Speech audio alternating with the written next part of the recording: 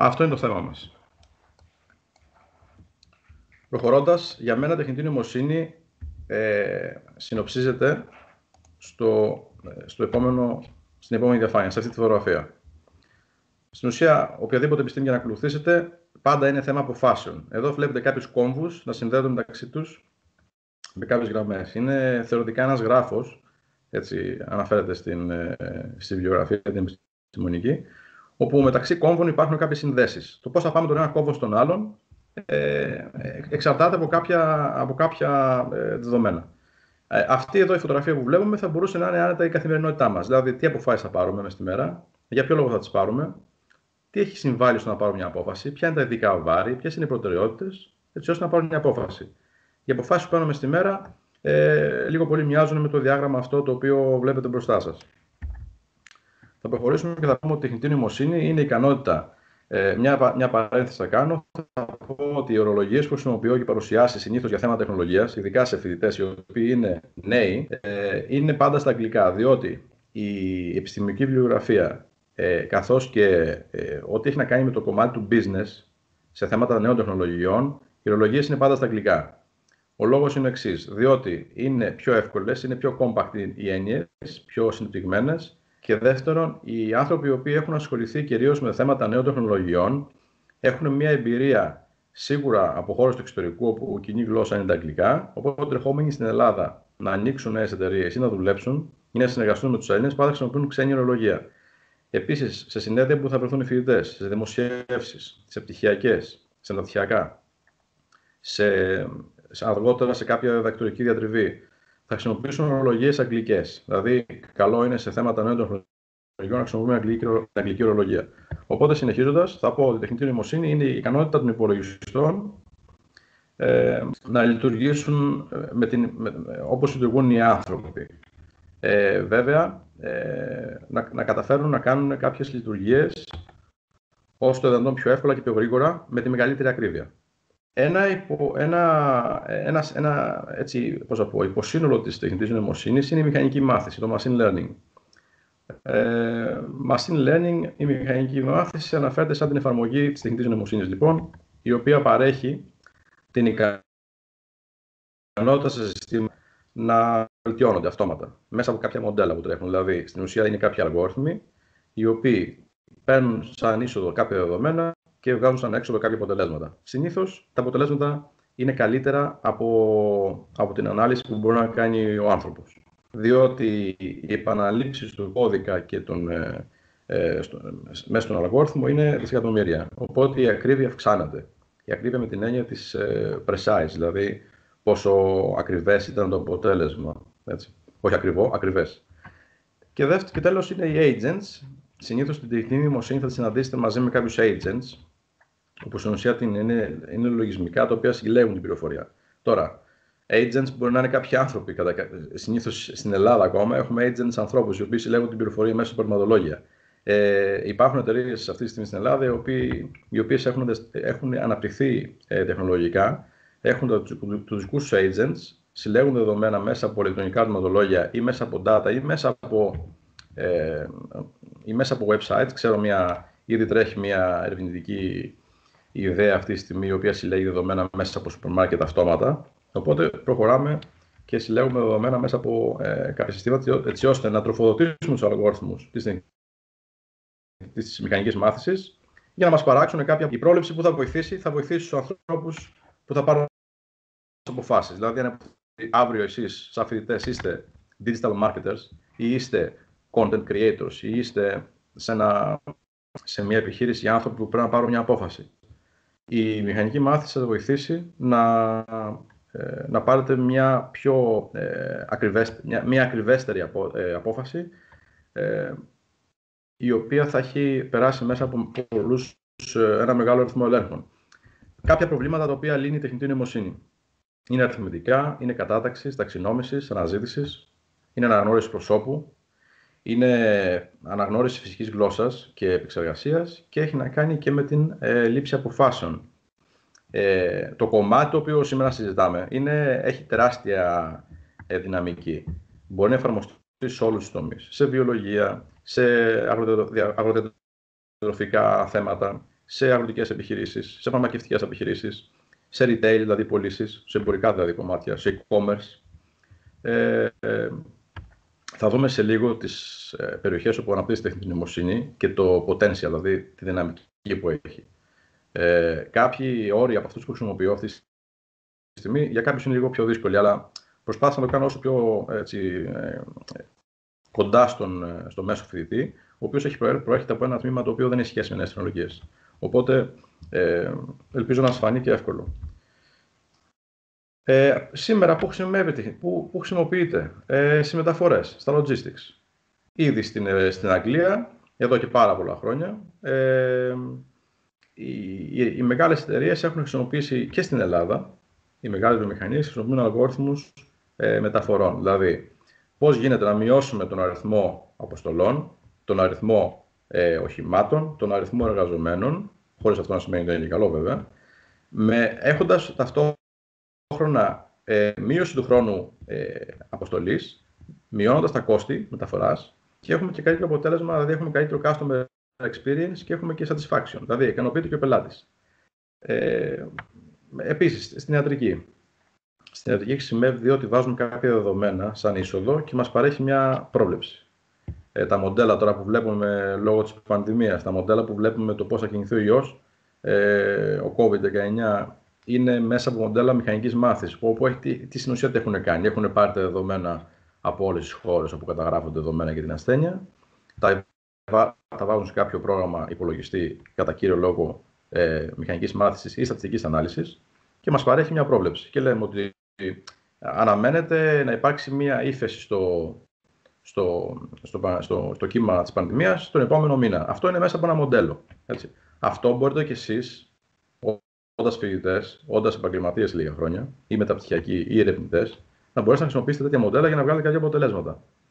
Χωρίς να σημαίνει ότι πρέπει να είστε προγραμματιστές. Μπορεί να χρησιμοποιήσετε έτοιμα εργαλεία, τα οποία θα σας βοηθήσουν να πάρετε αποφάσεις. Οπότε, ένας έξυπνος, για μένα, όπως λέμε και στην Αγγλία, θα πρέπει να είστε και smart worker και hard worker. Δηλαδή, θα πρέπει να είστε combination, δηλαδή και στα δύο.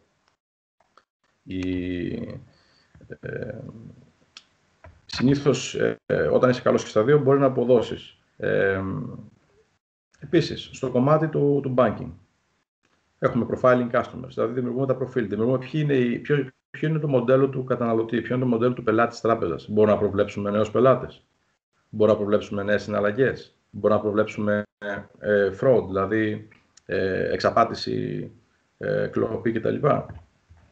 Στην εκπαίδευση φυσικά, ήδη υλοποιείται στην Ελλάδα εκπαίδευση, η οποία ήδη και το Skype χρησιμοποιεί αλγόριθμο μηχανικής μάθησης, το Zoom είναι εργαλεία τα οποία χρησιμοποιούν αλγόριθμο μηχανικής μάθησης για να βελτιώσουν την απόδοση της εικόνας, την απόδοση του ήχου, ακόμα και σε περιοχές όπου η ταχύτητα του υπολογιστή είναι μικρή, η ταχύτητα του ίντερνετ. Οι υπολογιστές λόγω οικονομικής κρίσης σε κάποιες περιοχές είναι ξεπερασμένοι, οπότε υπάρχουν άνθρωποι που πρέπει να επικοινωνήσουν. Γι' αυτό οι αλγόριθμοι μηχανικής μάθησης βολεύουν σε αυτό, δηλαδή βοηθάνε στη συμπίκνωση της εικόνας, έτσι ώστε να φτάσει με όσο δυνατόν μικρότερες απώλειες σε απομακρυσμένες περιοχές με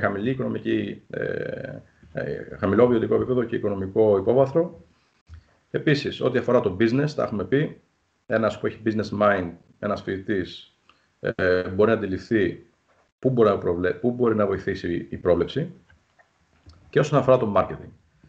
Το marketing είναι στην ουσία η ναυαρχίδα αυτή τη στιγμή που χρησιμοποιεί τη τεχνητή νοημοσύνη. Γι' αυτό και στη δικιά μας έρευνα στο Πανεπιστήμιο της Πάτρας ασχολούμαστε πάρα πολύ με το marketing, όπου μπορούμε και πέρα να προβλέψουμε στην ουσία ποιους πελάτες μπορούμε να βρούμε, πώς αυτοί οι πελάτες μπορούν να αλληλεπιδράσουν με το προϊόν το οποίο εμείς θα δώσουμε, να τους ανατρέψουμε από χρήσεις οι οποίοι αλληλεπιδρούν με το προϊόν σε ανθρώπους οι οποίοι έχουν αγοράσει το προϊόν και τελικά να ξαναγοράσουν. Έτσι θα δούμε τα βήματα σιγά σιγά.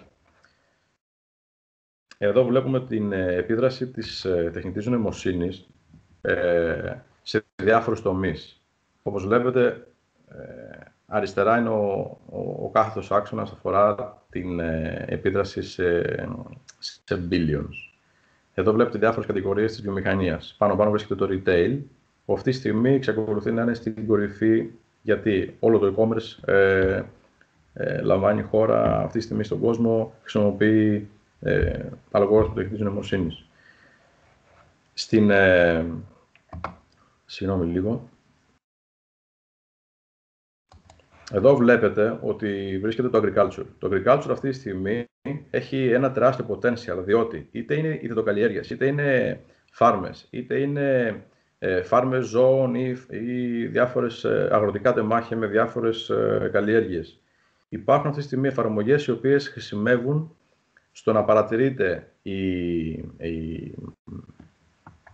υγεία των φυτών, η υγεία των ζώων, να παρατηρείται με κάμερες μια περιοχή, να ελέγχεται δηλαδή. Υπάρχουν drone τα οποία ψεκάζουν περιοχές, υπάρχουν drone τα οποία καλλιεργούν εκτάσεις, είτε αεροπονία είτε υδροπονία κτλ. Επίσης βλέπουμε, δεν μας αφορά το aerospace defense, okay. Υπάρχει στα telecommunications, μια μεγάλη ζήτηση, στο banking, στο public and social sectors, στο δημόσιο και κοινωνικής μέριμνας τομείς, στην αυτοκινητομηχανία, στις μεταφορές, στα ταξίδια. Αυτό έχει να κάνει κυρίως με πρόβλεψη. Με πρόβλεψη που έχει να κάνει και με ψυχαγωγία. Δυστυχώς ο χρόνος είναι λίγος για να μπορέσω να σας κάνω μια μεγαλύτερη αναφορά στα θέματα αυτά. Θα πάμε λίγο σε αριθμούς, οι οποίοι αφορούν την ψηφιακή εποχή 2021. Internet users, χρήστες παγκοσμίως σε Ιντερνετ, 4,5 δισεκατομμύρια. Social media users, 3,8 δισεκατομμύρια. Χρήστες κινητών τηλεφώνων, 7,1 δισεκατομμύρια. Χρήστες έξυπνων συσκευών, 3,8 δισεκατομμύρια. Δηλαδή περίπου μισός πληθυσμός γης. Εδώ βλέπετε κάποια στατιστικά που αφορούν το ίντερνετ. Έχουμε 1,5 δισεκατομμύρια ενεργά websites. Έχουμε 4 δισεκατομμύρια χρήστες. Έχουμε 56 δισεκατομμύρια ιστοσελίδες. Μπορεί να έχουμε δηλαδή ένα website και στην ουσία να έχουμε ένα website έχει πολλές ιστοσελίδες. Γι' αυτό βλέπετε και διαφορά στους αριθμούς. Έχουμε 149 ZB που τώρα το μέγεθος δεν αντιλαμβάνεστε πάρα πολύ εύκολα, αλλά είναι τεράστιο. Με την έννοια ότι θα χρησιμοποιηθούν, θα τα συλλέξουν και θα καταναλωθούν μέχρι το 2024. Θα παραχθούν δηλαδή. Έχουμε 320 δισεκατομμύρια email που αποστέλλονται κάθε μέρα. Και 4,5 δισεκατομμύρια revenues, δηλαδή κέρδη, τα οποία προκύπτουν από πωλήσεις μέσα στο 2021. Εδώ βλέπουμε τους αριθμούς των χρηστών ανά social media. Έχουμε 2,7 billion στο Facebook. Ακόμα το Facebook παραμένει στην πρώτη θέση. Γι' αυτό σήμερα έχω βάλει ένα παράδειγμα, το οποίο θα καταλάβετε πώς βοηθάει εσάς, τους νέους φοιτητές, οι οποίοι έχετε γνώση απόλυτη στο social media, πώς μπορείτε να έχετε μια δεύτερη χρήση στο social media. Δηλαδή, εκτός από την ενημέρωση και την επικοινωνία, να έχετε μια δεύτερη χρήση. Το Facebook βοηθάει. Επίσης, έχουμε 2 billion users σε YouTube.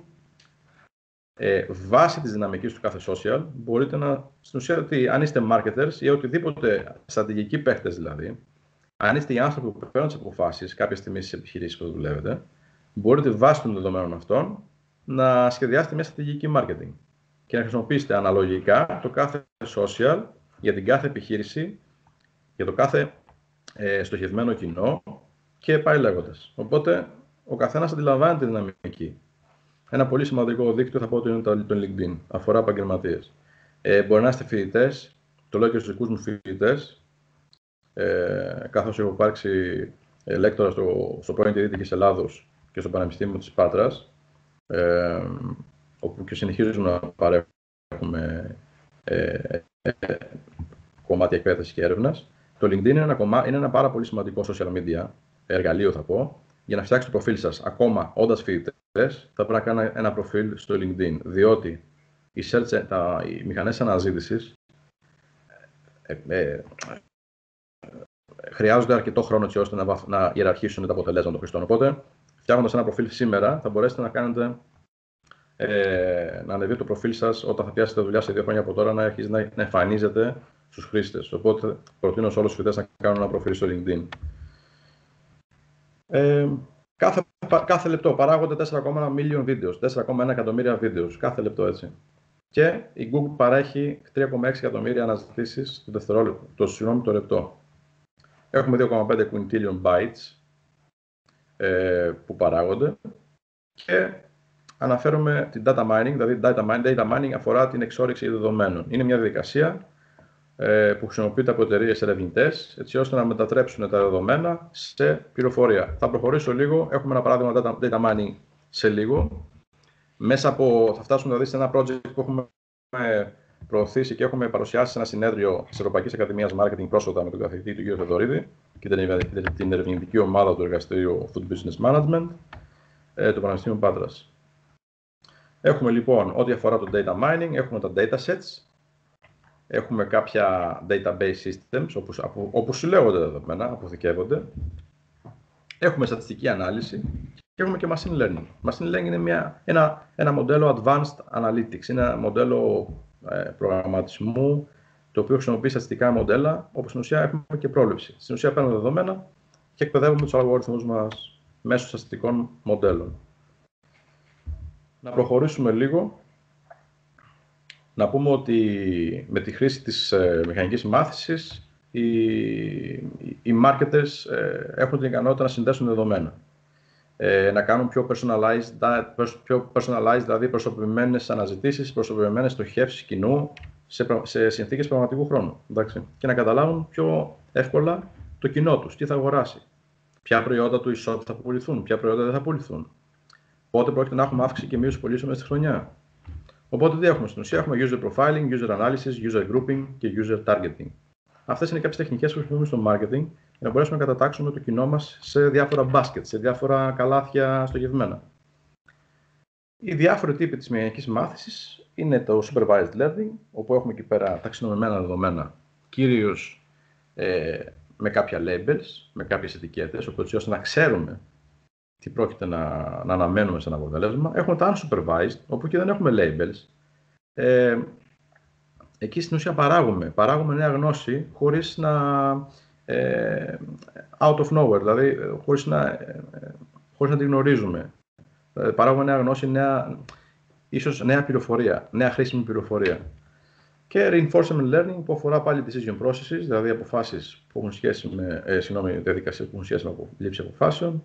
Ένα reward system, όπου στην ουσία έχουμε μια ανταμοιβή για τις αποφάσεις αυτές που παίρνονται και ειδικά βάρη κτλ. Δηλαδή ειδικά βάρη για κάθε απόφαση. Το βάρος για την απόφαση, όλοι στην καθημερινότητά μας παίρνουμε αποφάσεις. Η κάθε απόφαση έχει ένα ειδικό βάρος, αναλόγως στην κατάσταση. Λοιπόν, η τεχνητή νοημοσύνη στο ψηφιακό marketing αφορά το marketing με την ευρία έννοια της επιστήμης του marketing. Είναι μια ευρία επιστήμη. Εφαρμόζεται σε όλους τους κλάδους, σε όλα τα γνωστικά αντικείμενα, διότι χωρίς marketing δεν μπορεί να υπάρξει στην ουσία μετάδοση γνώσης. Δεν μπορεί να υπάρξει πώληση, δεν μπορεί να υπάρξει ενημέρωση, γιατί στην ουσία υπάρχεις όταν σε ξέρουν. Υπάρχεις όταν παράγεις κάτι το οποίο γίνεται χρήσιμο και τελικά το μαθαίνει ο κόσμος. Τότε υπάρχει η έρευνά σου. Το marketing βοηθάει σε αυτό. Μετά, content marketing. Content personalization, δηλαδή στόχευση κοινού, μέσω κειμένων, μέσω υλικού, μέσω περιεχομένου του site, μέσω περιεχομένου της εφαρμογής. Digital advertising. Αφορά τα Facebook ads, social media ads, Google ads. Κάποιοι από εσάς θα έχετε πάρει και κάποιες πιστοποιήσεις σίγουρα σε Google ads. Επίσης, voice search. Όλοι ξέρετε το Siri, όλοι ξέρετε το Alexa, όπου δίνετε κάποιες φωνητικές εντολές ή αναζητήσεις. Επίσης, visual search. Visual search χρησιμοποιείται στα σούπερ μάρκετ κυρίως. Με κάποια κινητά που μπορούμε να ανιχνεύσουμε τροφές οι οποίες ενδεχομένως αναλόγως στον κατασκευαστή. Τροφές οι οποίες είναι πιο κοντά στα φυσικά προϊόντα και δεν έχουν τόσο πολλές ενδεχομένως χρωστικές ουσίες ή είναι λιγότερο επικίνδυνοι για τον ανθρώπινο οργανισμό. Email marketing, social media, website testing, όπως είναι το A/B testing, reviews. Είναι ένας εύκολος τρόπος μέσω AI να καταλάβουμε ποια reviews είναι πραγματικά και ποια δεν είναι, γιατί πάρα πολλοί γράφουν reviews. Πάρα πολλές επιχειρήσεις συνηθίζουν να κάνουν το εξής, να αγοράζουν reviews, να αγοράζουν likes. Αυτό όμως δεν είναι σωστό, διότι οι μηχανές αναζήτησης και το Facebook και όλα τα social media, ειδικά όταν πρόκειται για business profiles, αξιολογούν το πόσα like έχει η επιχείρηση σε συνδυασμό με το πόσα like έχουν τα post. Δηλαδή, ξέρω ανθρώπους οι οποίοι έχουν αγοράσει 1 εκατομμύριο, π.χ. 1 εκατομμύριο, θα πω 20.000 likes από χώρες overseas, δηλαδή Πακιστάν, Ινδία. Έχουν αγοράσει 20.000 likes. Από τα 20.000 likes που αγόρασαν για την επιχείρησή τους, έτσι ώστε να βλέπουν οι άλλοι ότι έχουν likes, στα post είχαν 5 likes. Οπότε στην ουσία το κλάσμα, το conversion rate λοιπόν, το click-through rate, όπως λέγεται, της πραγματικής δυναμικής των post με το πραγματικό μέγεθος των likes στην ιστοσελίδα, στο Facebook page, ας πούμε, είναι πάρα πολύ μικρό. Οπότε εδώ πέρα κάτι γίνεται. Η τεχνητή νοημοσύνη με τους αλγόριθμους έχει τη δυνατότητα να το αντιληφθεί. Τα robotics. Robotics συμμετέχουν κυρίως στις μεγάλες βιομηχανίες και στην έρευνα. Και στην αγροτική παραγωγή αυτή την περίοδο. Μαζί με, όταν λέω αγροτική παραγωγή, συμπεριλαμβάνω και ηχθειοκαλλιέργειες, υδροπονία, αεροπονία, και μετά πάμε σε κατασκευαστικά θέματα και μετά πάμε στο user experience. User experience είναι ένα πολύ μεγάλο κεφάλαιο. Κάθε ένα από αυτά τα κεφάλαια είναι μια έρευνα η οποία σπάει σε υποσύνολα. Εδώ έχουμε τα στάδια που μπορούμε να κάνουμε engage ένα χρήστη, ξεκινάμε το reach, να τον φτάσουμε, να φτάσουμε τον χρήστη, να καταφέρουμε δηλαδή να μπούμε στο newsfeed στο Facebook, να τον καταφέρουμε να κάνει act, έτσι, να μπορέσει δηλαδή να δραστηριοποιηθεί και να αλληλεπιδράσει με το προϊόν ή το post που θα δει. Αλληλεπιδρώντας μετά να τον καταφέρουμε να κάνει τι, να κάνει αγορά, convert, και μετά να κάνει engage. Δηλαδή, αφού αγοράσει το προϊόν που θα δείξουμε στο Facebook, να ξαναγοράσει ή να μπει μέσα και να κάνει ένα review ή να το πει σε κάποιους φίλους. Αυτά τα 4 στάδια, τα οποία και αυτά το κάθε στάδιο αναλύεται σε πάρα πολλά υποσύνολα. Εδώ λείπει ένα στάδιο καινούργιο το οποίο έχει μπει στη βιογραφία πρόσφατα, το plan. Η σχεδίαση. Μπαίνει κάπου εδώ δηλαδή, το planning. Θα το προχωρήσουμε αυτό, διότι είναι να πάμε λίγο σε κάτι το οποίο είναι προσφυλές στους φοιτητές, διότι είναι τέλειοι χρήστες των social media. Οπότε θα πάω σε κάτι το οποίο χρησιμοποιούν καθημερινά, όπως είναι το Facebook. Θα πάρουμε κάποια δεδομένα από το Facebook, τα οποία αφορούν ένα κατάστημα μόδας γυναικείας, εδώ στην Ελλάδα, κοντά στην Πάτρα. Και πήραμε τα δεδομένα από το Facebook με αποτέλεσμα να κάνουμε ένα predict, δηλαδή να κάνουμε μια πρόβλεψη για το πώς πρόκειται να κινηθούν στο μέλλον τα post. Να δούμε ποια post και πώς αυτά επηρεάζουν τους πελάτες. Να πούμε λίγο για τα βήματα. Τα βήματα του machine learning χωρίζονται σε data collection, data preparation, μετά επιλογή του μοντέλου που θα κάνουμε την αξιολόγηση των δεδομένων ή την επεξεργασία των δεδομένων. Μετά κάνουμε στην ουσία με τα δεδομένα που έχουμε ήδη προσαρμόσει και το μοντέλο που έχουμε διαλέξει, αρχίζουμε και κάνουμε εκπαίδευση στο μοντέλο μηχανικής μάθησης που έχουμε επιλέξει. Το μοντέλο που θα χρησιμοποιήσουμε, το αλγόριθμος δηλαδή που θα χρησιμοποιήσουμε, εκπαιδεύεται και εκπαιδεύεται με δεδομένα. Η διαδικασία για να εκπαιδευτεί ένας αλγόριθμος είναι διάφορες διαδικασίες. Μια από τις διαδικασίες είναι να δημιουργήσουμε διάφορα subset. Είναι το training set, είναι το validation set και το test set. Είναι 3 διαφορετικά sets, τα οποία στην ουσία κάνουν verify το original set, που είναι το training set. Μετά έχουμε evaluate the model, αξιολογούμε το μοντέλο πώς έτρεξε, τι αποτελέσματα έφερε. Κάνουμε μικρές παραμετροποιήσεις, αν θέλουμε να αυξήσουμε την ακρίβεια ή να τη μειώσουμε έτσι ώστε να έχουμε περισσότερες επιλογές, ή αυξάνοντας την ακρίβεια, κόβουμε τις επιλογές έτσι ώστε να μειώσουμε και το θόρυβο και φαινόμενα υπερπληθώραση ή θορύβου ή overfitting, όπως λέγεται. Και μετά είμαστε σε θέση, αφού έχουμε περάσει τα δεδομένα μέσα από ένα σύστημα αξιολόγησης, να καταφέρουμε να κάνουμε προβλέψεις και να πούμε, ξέρεις τι, ότι το e-shop σου στο Facebook θα κάνει καλές πωλήσεις αν πουλήσεις το επόμενο δίμηνο μέσα στο καλοκαίρι συγκεκριμένα προϊόντα. Είμαστε σε αυτή τη θέση, δηλαδή είμαστε στη θέση να μπορούμε να προβλέψουμε τι προϊόντα θα χρησιμοποιήσεις έτσι ώστε να αυξήσεις πωλήσεις. Πολλοί λένε, ναι, εγώ ξέρω από social media, εδώ βρίσκεται όμως η απόδειξη, δηλαδή η απόδειξη έχετε μέσα τη στατιστική ανάλυση. Καλή εμπειρία, αλλά τα δεδομένα μιλάνε περισσότερο. Εδώ θα δείτε το περιβάλλον το γραφικό του Facebook, όπως πήραμε τα δεδομένα για μια επιχείρηση. Κάναμε export τα data για ένα διάστημα 6 μηνών. Τα δεδομένα τα οποία έχουμε πάρει τα έχουμε κατηγοριοποιήσει μέσω του SPSS ή του Excel τα έχουμε χωρίσει σε διάφορες κατηγορίες. Εδώ είναι οι τάξεις, έτσι λέγεται, class 1, class 2, class 3, class 4. Οι τάξεις αυτές, οι κλάσεις λοιπόν, είναι κατηγορίες πάνω στις οποίες εμείς πρόκειται να χτίσουμε την πρόβλεψη. Στην ουσία το πρόβλημά μας ποιο είναι? Το πρόβλημά μας στο συγκεκριμένο project είναι το εξής: να μπορέσουμε να δούμε ποια από τα post της επιχείρησης αυτής στο Facebook έχουν καλύτερο performance, καλύτερη απόδοση. Ποια είναι? Τα photo post, τα video post, τα link post ή τα status post. Όλοι κάνουμε status post, όλοι βάζουμε links, κάποιες φορές ενδεχομένως κάποια links με κάποια είδηση, ανεβάζουμε φωτογραφίες ή ανεβάζουμε κάποιο βίντεο.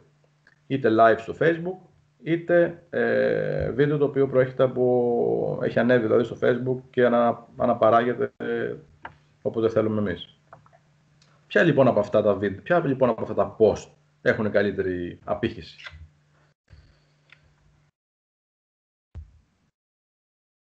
Εδώ βλέπουμε μία προεργασία. Εδώ βλέπουμε τον αριθμό των post που γίνονται στα social media, στο Facebook, ειδικά για αυτή την επιχείρηση. Και βλέπουμε ότι οι φωτογραφίες έχουν την πρωτοκαθεδρία, δηλαδή οι φωτογραφίες σε αριθμό ξεπερνάνε όλα τα άλλα post, τους άλλους τύπους post. Παρ' όλα αυτά θα πάμε σε μια κατηγοριοποίηση να δούμε βάσει δεδομένων τι προβλέπεται να γίνει. Εδώ είναι ένα αποτέλεσμα, είναι ένα δέντρο απόφασης, τα αποτελέσματα δηλαδή να πω το εξής, ότι χρησιμοποίησαμε μοντέλα μηχανικής μάθησης, στα οποία έχουμε εισάγει δεδομένα από το Facebook, για να μας κάνουν κάποιο classification και στην ουσία να μας βοηθήσουν να κάνουμε κάποιο prediction στο μέλλον, κάποια πρόβλεψη. Έχουμε χρησιμοποιήσει δέντρα απόφασης, συγκεκριμένα το J48, τον αλγόριθμο δέντρα απόφασης, όπου στην ουσία μας παράγει τι? Μας παράγει ένα δεντράκι με διάφορες αποφάσεις. Εδώ μπορεί να φαίνονται σε κάποιους λίγο δύσκολα αυτά, αλλά θα δείτε σε λίγο ένα γράφημα, οπότε θα το βοηθήσει πιο πολύ. Εδώ έχουμε διάφορους τύπους, βλέπετε, διάφορους τύπους, είτε likes, είτε loves που κάνουμε πάνω σε κάποιο post, είτε comment, είτε γενικό reaction. Οπότε βλέπουμε εδώ πέρα ότι αναλόγως τον αριθμό των likes σε βίντεο και φώτο προβλέπεται μια συγκεκριμένη κατηγορία, μια συγκεκριμένη απόδοση. Για να προχωρήσω λίγο να σας βοηθήσω. Λοιπόν, εδώ έχουμε ένα classification που έγινε με ένα μοντέλο μηχανικής μάθησης, Decision Trees, ο οποίος έχει παραχθεί με τον αλγόριθμο J48 και είναι ένα δέντρο το οποίο έχει κοπεί, δηλαδή είναι pruned, είναι κομμένο, είναι κλαδεμένο όπως λέγεται λοιπόν μέσα εισαγωγικά αυτή η έννοια, διότι μας παρήγαγε πάρα πολύ μεγάλο θόρυβο και στην ουσία τι έκανε? Δεν είχε πάρα πολλά δεδομένα να τρέξει και στην ουσία έκανε πρόβλεψη, μάλλον έκανε δημιουργία δικών του αριθμών έτσι ώστε να ικανοποιήσει την πρόβλεψη. Αλλά η δημιουργία δικών του αριθμών από ένα σημείο και μετά ήταν προβληματική γιατί μας αύξανε πάρα πολύ, μας μείωνε την ακρίβεια. Οπότε εδώ πέρα έχουμε το εξής. Αν δούμε το διάγραμμα αυτό εδώ, αυτό έχει παραχθεί λοιπόν από το μοντέλο μηχανικής μάθησης, θα δούμε ότι αν σε ένα post, έτσι, κάνετε τεστ μόνοι σας, έχετε ένα post. Εάν τα reactions με την καρδούλα λοιπόν, το loves όπου λέγεται, είναι περισσότερο από 16 και τα σχόλια είναι πάνω από 124 και γενικά οι διάφορες τα reactions σε σύνολο, likes, shares, οτιδήποτε έχει να κάνει, κοινοποιήσεις, δηλαδή likes, όλα τα reactions εννοώ, είναι πάνω από 1732 και πάλι υποκατηγορία. Τα loves είναι πάλι πάνω από 137, τότε είναι βίντεο. Οπότε εδώ βλέπετε ότι αναλόγως τον αριθμό των reactions, των comments, των loves, των likes και γενικά των total reactions που περιλαμβάνουν όλα τα reactions είναι κάτω ή μεγαλύτερα από έναν αριθμό, τότε αυτά μας οδηγούν στην πρόβλεψη. Έτσι ώστε να κάνουμε καλύτερη στόχευση κοινού. Δηλαδή, αν πάμε εδώ και πούμε ότι τα loves είναι χαμηλότερα από 16 ή ίσα το 16 και τα likes είναι πάνω από 4, τότε είναι φωτογραφία. Μπορείτε να ανοίξετε το Facebook και να δείτε κάποιες φωτογραφίες πόσα likes έχουν, να πάτε σε ένα γνωστό ενδεχομένως περιοδικό, σε ένα γνωστό e-shop, να δείτε από τις φωτογραφίες αυτές ποια είναι τα reactions σε μια φωτογραφία. Ανοίξτε μια φωτογραφία, βλέπετε εκεί πέρα κάποια likes. Πόσα reactions λέει σύνολο, λέει 1700 likes, wow, loves, ok, angry κτλ. Εάν τα reactions είναι πάνω από, π.χ. αν υποθέσουμε ότι έχουμε αυτή την περίπτωση, αν τα reactions είναι πάνω από 409 και τα comments είναι κάτω από 124, είναι πιθανό τα comments δηλαδή να είναι μικρά συνήθως σε αριθμό, τότε πάμε σε φώτο. Εάν τα reactions είναι μικρότερα από σε αριθμό από 409 και τα comments είναι περισσότερα από 13, πάμε σε βίντεο. Άρα βλέπετε εδώ πέρα και μπορείτε να κατηγορήσετε τα διάφορα post τα οποία έχετε εσείς στην επιχείρησή σας ή στην επιχείρηση που δουλεύετε ή σε ένα λογαριασμό φοιτητικό που θέλετε να έχει καλύτερα αποτελέσματα. Βέβαια αυτό αφορά business εδώ, δεν αφορά κάποια άλλη οργάνωση, είναι κυρίως επιχείρηση η οποία έχει αγοροπολισίες. Οπότε αν δουλεύετε σε κάποιο shop ή θα δουλέψετε ή έχετε κάποιο δικό σας shop, μπορεί να χρησιμοποιήσετε τέτοια μοντέλα να παράξετε προβλέψεις. Και να πείτε, ξέρεις τι, ότι τελικά το βίντεο έχει τα περισσότερα engagement. Έχει πάνω από 1752 engagement και συνήθως έχει πάρα πολλά loves. Οπότε να ανεβάζουμε βίντεο αν θέλουμε να έχουμε ένα μεγαλύτερο engagement των χρηστών ή περισσότερα conversion. Ή σε δεύτερη φάση μπορούμε να βάλουμε τις φωτογραφίες, όπου οι φωτογραφίες και αυτές με τη σειρά τους έχουν μικρότερο αριθμό loves βέβαια, αλλά πάλι έχουν μεγάλο αριθμό reaction. Έχουν 1752 reaction. Άρα βάζουμε φώτο. Εδώ δεν βλέπετε πουθενά να υπάρχει share, status ή link.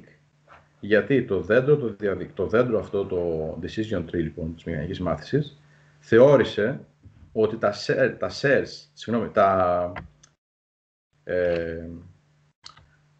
όχι τα likes ή τα post, αλλά το δέντρο αυτό έχει καταργήσει ποιες κατηγορίες, έχει καταργήσει λοιπόν, λίγο να δω κάτι.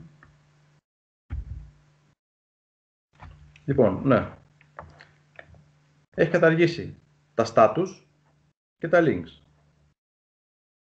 Γιατί θεώρησε ότι δεν έχει κάποιο ουσιαστικό αποτέλεσμα έτσι ώστε να μάθει από αυτά τα δύο.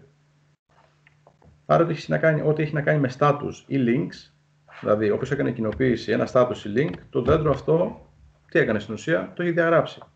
Γιατί δεν βρήκε κάποιο significant, κάποιο σημαντικό αποτέλεσμα. Εδώ μιλάμε για ακρίβειες οι οποίες ξεπερνάνε το 72%. Δηλαδή σε 100 φορές θα πέσετε μέσα στις προβλέψεις σας σε 72,24. 79. 96%. Βλέπετε ότι οι ακρίβειες είναι μεγάλες. Έχουν φτάσει 100% ακρίβεια. Να πούμε ότι ένα βίντεο θα έχει στάνταρ συμπεριφορά απέναντι στο κοινό. Και μιλάμε για μεγάλες ακρίβειες. Όταν η ακρίβεια ξεπερνάει το 66,7% είναι μεγάλη ακρίβεια. Γι' αυτό έχουμε συμπεριλάβει και αυτό εδώ το 67%.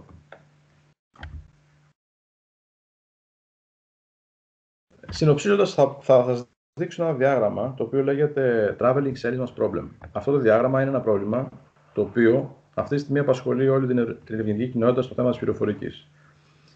Όχι αυτό σαν καθ' αυτό το διάγραμμα, αλλά αυτό το διάγραμμα είναι διάφορες εφαρμογές σε διάφορα ερευνητικά θέματα, σε διάφορα γνωστικά αντικείμενα. Θα μπορούσαμε το 7 εδώ π.χ. Το 7 να είναι ένα post, να είναι ένα reaction, να είναι μια ουσία σε ένα φάρμακο. Ποιοι παράγοντες στο 7 συνηγορούν έτσι ώστε το 7 να αποδώσει καλά ή όχι? Είναι προερχόμενοι από το 5, από το 8, από το 14, από το 13, από το 4. Βλέπετε ότι υπάρχουν διάφορες συνιστώσεις στο πρόβλημα, τα οποία η κάθε συνιστόσα έχει το ειδικό βάρος της. Όπου στο κάθε βάρος έχουμε την κάθε απόφαση. Σε κάθε λοιπόν κόμβο μπαίνει μια σημαντική απόφαση η οποία επηρεάζεται πάρα πολύ από διάφορες άλλες αποφάσεις. Με αυτό το διάγραμμα θα κλείσω. Ένα διάγραμμα το οποίο αυτή τη στιγμή δεν υπάρχει βέλτιστη λύση παγκοσμίως. Το ψάχνουν όλοι οι ερευνητές στην πληροφορική. Δεν υπάρχει βέλτιστη λύση γιατί υπάρχουν διάφορες λύσεις και χρησιμεύει σε οποιοδήποτε κομμάτι της επαγγελματικής σας δραστηριότητας και μελλοντικής ασχολίας. Αυτή ήταν η παρουσίασή μου. η οποία αφορούσε κυρίως θέματα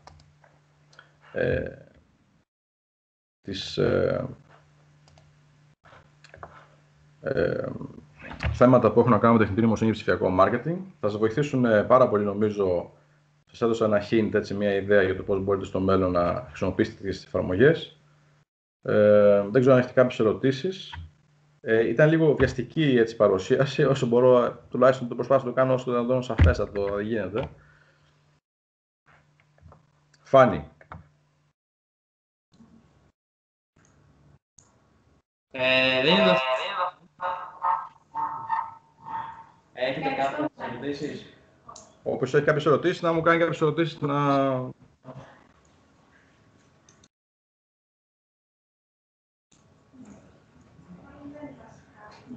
Όχι, δεν υπάρχει κάτι να πεις κάποιος. Ωραία. Λοιπόν, ελπίζω να σας βοήθησα να καταλάβετε κάποια πράγματα που αφορούν την νοημοσύνη και το marketing. Λοιπόν, να είστε καλά και χάρηκα πολύ. Γεια σας.